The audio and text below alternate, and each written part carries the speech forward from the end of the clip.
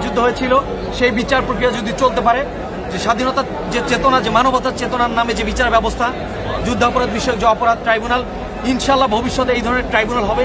এই সরকারের সাথে যারা আজকে জড়িত, দুর্নীতি করে যারা কোটি কোটি হাজার কোটি টাকা লোপাট করছে, আপনারা দেখবেন শুধুমাত্র ব্যাংক খাত থেকেই 92,000 কোটি টাকা এই দেশের সরকার লুটপাট করে খেয়ে ফেলছেন। আজকে ব্যাংকের কি দুরবস্থা। সোনালী ব্যাংক থেকে বারবার সোনালী ব্যাংকের কথা বলে, সোনালী ব্যাংকের যে নিউজটি আসতেছে ইতিমধ্যে, সেই নিউজটিতে স্পষ্টভাবে বলা আছে কার যে ব্যাংকধারী, যে আমি যে অ্যাকাউন্ট বা ওনার যে অ্যাকাউন্ট বা ওনার যে অ্যাকাউন্ট, সেই অ্যাকাউন্ট থেকে নির্মিশে সেই ভুতুরে আজবি গজবি মামলার মতো আজকে তারা সে টাকাগুলো লুটপাট করে কেটে নিচ্ছে। এটাকে কোথায় যাচ্ছে? এর আদৌ কি কোনো সমাধান এই সরকার দিচ্ছে? এর জবাব কি কোনো দায়িত্বশীল কর্তৃপক্ষ দিচ্ছে? কেন দিচ্ছে না? এই টাকা কোথায় যাচ্ছে আমরা জানতে চাই। জাতির সামনে আমরা প্রশ্ন রাখতে চাই যে আজকে যে আপনি এই জাতির যে টাকা, সাধারণ মানুষের যে টাকা তসরুপ করছেন, আপনারা অনেকেই বলেন যে বিশ্বমন্দা। নো, আমি বলবো এটা সম্পূর্ণ নাটক। সাধারণ মানুষের যে টাকা, যে শ্রমের টাকা, সেটি লুটপাট করে খাওয়ার কারণে, বেগমপাড়ায় অসংখ্য বাড়ি বানানোর কারণে আজকে আপনাদের ছেলে মেয়ে পড়ে বাইরের দেশে। আপনারা জেনে থাকবেন যে তাদের কোনো একটি সন্তানও এই দেশের মাটিতে পড়ালেখা করে না, তাদের কোনো সন্তান, এবং তারা নিজেরা এই দেশের মাটিতে কোনো চিকিৎসা কেন্দ্রে চিকিৎসা নেয় না। কেন? কি জন্য? তারা শুধুমাত্র জয়ধ্বনি গায় যে এদেশ আমার, এদেশ তোমার, এদেশ আমরা প্রতিষ্ঠা করেছি, এদেশে আমাদের সব। তারা শুধু মাইকে দাঁড়িয়ে, স্টেজে দাঁড়িয়ে বড় বড় কথা বলে। আপনারা দেখবেন এই প্রত্যেকটা এই যে নির্বাচনটা, এই যে নাটকীয় যে নির্বাচন, তাদের যে বক্তব্য ছিল, এগুলো সাধারণ মানুষ কোনোভাবেই অ্যাকসেপ্ট করেননি, কোনোভাবেই কোথাও গ্রহণযোগ্যতা পায়নি। কারণ একটাই, কারণ এই যে আজকে কথাগুলো, যে ট্রেনগুলো, এগুলো সম্পূর্ণ সাজানো, এবং দেখলেই মনে হয় যে একটা হাস্যরসে পরিণত। এবং আপনারা দেখবেন যে তাদের যে বক্তব্য, যে কথাবার্তা, এটি টিকটকে পরিণত হয়েছে। আজকে শুধু টিকটক করছে। ইভেন আমি স্পষ্ট করে বলতে চাই, ইসির যে সচিব, ওনার নাম হচ্ছে আনিসুর রহমান, হ্যাঁ, এই সচিব আজকে দেখবেন যে নির্বাচনী ফলাফলের যে স্টেজ ছিল, যে ঘোষণাটি দিচ্ছিল, আজকে বাংলাদেশে 1 নম্বরের টিকটকে এটি পরিণত হয়েছে। কেন ছিল? সেখানে উনি প্রকাশ্যে বলে দিচ্ছেন যে রেজাল্ট তো সবাই জানে, রেজাল্ট আগের থেকে ঘোষিত। এই যে ঘোষিত রেজাল্ট, এই যে আগের থেকে ডিসিদের কাছে যে মেসেজ দেয়া ওনারাই দিয়েছেন। নির্বাচন কমিশন যেহেতু দায়িত্ব, তার মানে আমি বলবো ওনারাই দিয়েছেন। এই দায় কার? আজকে নির্বাচন কমিশনের দায়িত্ব। তাই নির্বাচন কমিশন, উনি সচিব, উনি নিজেই বলতেছেন এই রেজাল্ট সাজানো, বাসায় গিয়ে ঘুমায় থাক জায়গা। এই যে ঘটনা, এই আজকে টিকটকের পরিণত হয়েছে। তো এই ধরনের হাস্যকর টিকটকের যে ভাষ্য, এটি আজকে যে দামি নির্বাচনে যার প্রার্থী ছিলেন প্রত্যেককে কিন্তু এই একই টিকটকের রূপান্তর। আজকে তারা টিকটক মার্কার সদস্য নির্বাচিত হয়েছে, আজকে তারা টিকটকার সংসদ। এই হচ্ছে অবস্থা। তো এই ধরনের নির্বাচনকে আমরা মানি না, এবং এই ধরনের নির্বাচন আমরা চাই না। আপনারা দেখবেন যে অসংখ্য, আমার নাম আমি বলতে চাই না, অসংখ্য পুলিশ সদস্য, অসংখ্য বিভিন্ন বাহিনীর সদস্য, তারা নিজেরাও এই ধরনের নির্বাচনে বিভ্রান্ত। কারণ তাদেরও তো পরিবার আছে, তাদের সন্তান আছে। আজকে একাডেমিক ক্ষেত্রে আপনি লক্ষ্য করেন যে একাডেমিক ভাবে আজকে যে সিলেবাস দিয়েছেন, আজকে যে পড়ালেখার যে কৌশল, যে অবস্থান নিয়েছেন এই সরকার, সম্পূর্ণ একটা হাস্যরসে পরিণত হয়েছে। এবং এই জাতিকে, এই দেশকে ধ্বংস করার জন্যই মূলত তারা একটা লীলা খেলা করছেন মানুষকে নিয়ে। আমাদের প্রত্যেককে ভাই বোন, আমাদের সন্তান, কেউ কিন্তু এই ধরনের সিলেবাস নিয়ে আগামীতে যে একটা ভূমিকা রাখবে, এই ধরনের কিন্তু অবস্থান সামনের দিকে নাই, এবং এটি নিয়ে আমরা চরম দুশ্চিন্তা আছি।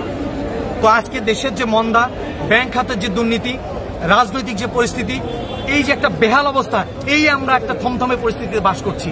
তা আমি বারবার একটা কথাই বলবো, আজকের আমাদের সকলের শ্রদ্ধাভাজন যে সংগ্রামী মহাসচিব, একটা জনপ্রিয় দলের সজ্জন রাজনীতিবিদ, যিনি আজকে আমি বলবো যে ওনাকে নিয়ে সারা বিশ্ব গবেষণা করছে একরকম। কারণ এরকম একটা দেশনেত্রী আমাদের বেগম খালেদা, যিনি 3 বারের প্রধানমন্ত্রী ছিলেন, উনি কারারীণ, উনি অসুস্থ, এমত অবস্থায় থেকে দলের একজন সংগ্রামী মহাসচিব, উনি এত জনপ্রিয়, এবং এই দেশের মানুষের জন্য, সাধারণ জনগণের যে জনপ্রিয়তা, বিএনপির জন্য এত দূরে অগ্রসর কিভাবে করলেন, এটি কিন্তু আজকে গবেষণা হচ্ছে।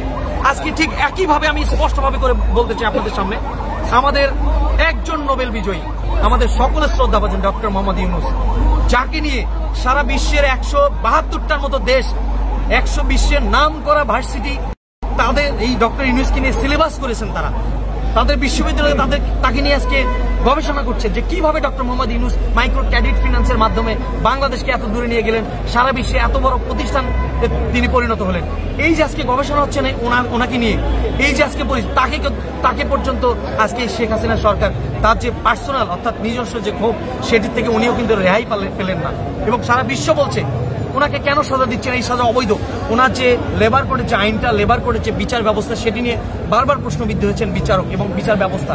তো এটিকে তোয়াক্কা না করে শেখ হাসিনা সরকার শুধুমাত্র হেয় করার জন্য, হেয় প্রতিপন্ন করার জন্য আজকে এই ডক্টর মোহাম্মদ ইউনূসকে সাজা প্রদান করলেন, ওনাকে 6 মাসের সাজা দিলেন।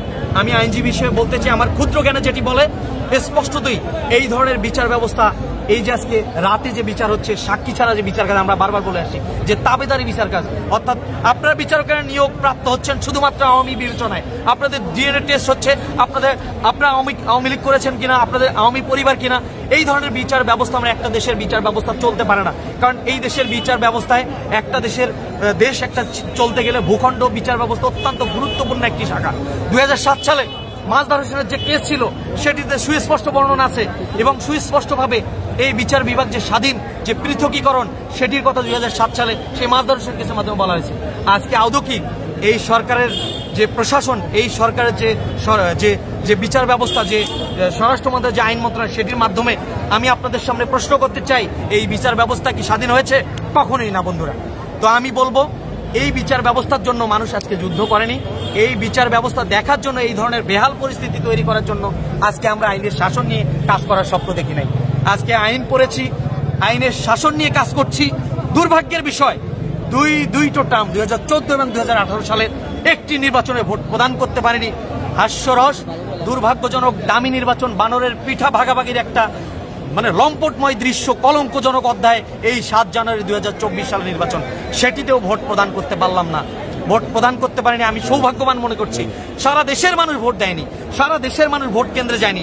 আমি তাদের শরিক, আমি তাদেরই অংশীদার। আমি সেই দেশের নাগরিকের আমি একজন, আমি তাদেরকে স্যালুট জানাই। আমি সেই রিক্সাওয়ালা, ভ্যানওয়ালা, দিনমজুর, যে ফুটপাতে কোনো মতে কষ্ট করে দিন যাপন করে, সেই ভাইটি পর্যন্ত আজকে এই ভোট কেন্দ্রে যায়নি। আমি সেই ভাইকেও আপনাদের মাধ্যমে স্যালুট জানাই। তারা স্যালুট পাওয়ার যোগ্য, কারণ এই সরকারের যে প্রতারণা, এই সরকারের যে সহিংস আচরণ, মানুষ মেরে, বোমা মেরে, গুলি করে, পুলিশ প্রশাসনকে ব্যবহার করে যে বিচার ব্যবস্থা কায়েম করেছে এবং যে ভোট যে প্রচলন উনি করেছেন, যে একদলীয় শাসন ব্যবস্থার যে ওনার যে আচরণ উনি এই 7 তারিখের মাধ্যমে আবারও প্রকাশ করলেন, সেটিকে দেশের মানুষ ঘৃণা ভরে প্রত্যাখ্যান করেছে। আজকে আপনাদের মাধ্যমে, আপনাদের এই ইউটিউবার ভাই, সোশ্যাল মিডিয়ার আপনাদের যে ভিডিও আপনারা যারা সবসময় করেন, আমি অসংখ্য ধন্যবাদ দিয়ে অসংখ্য কৃতজ্ঞতা জানাই যে আপনাদের মাধ্যমে এই বাসায় বসে 7 তারিখে এই পরিবারকে সময় দিতে গিয়ে দেখেছি যে সেখানে আপনাদের মিডিয়া ভাইদের মাধ্যমে আপনাদেরকে ধন্যবাদ জানাই যে মিডিয়ায় দেখেছি, পত্রপত্রিকা আসছে যে সেখানে বানর খেলাধুলা করছে, বানরকে পুলিশ বাদাম খাওয়াচ্ছে, কি সুন্দর একসাথে বসে তারা মানে পরিবারকে সময় দিচ্ছে। তো সেখানে অনেকে দোলনায় উঠে দোল খাচ্ছে। তো দোলনায় উঠে দোল খাওয়ার নির্বাচন দেখার জন্য একটা জাতীয় উৎসব, একটা ঈদের আমেজ থাকবে। 5 বছর পরে প্রত্যেকটা মানুষ বুকে ধারণ করে, লালন করে যে একটা উৎসব মুখর পরিবেশে অত্যন্ত আনন্দের সহিত পরিবারকে নিয়ে উৎসাহ উদ্দীপনার মাধ্যমে একটা ভোট প্রদান করবে। কিন্তু আদৌ এই শেখ হাসিনা সরকার 2014 সাল 2018 সালে যে বাকশালীর যে আচরণ শুরু করেছেন এবং সেই ধারাবাহিকতা আজকে 7 তারিখে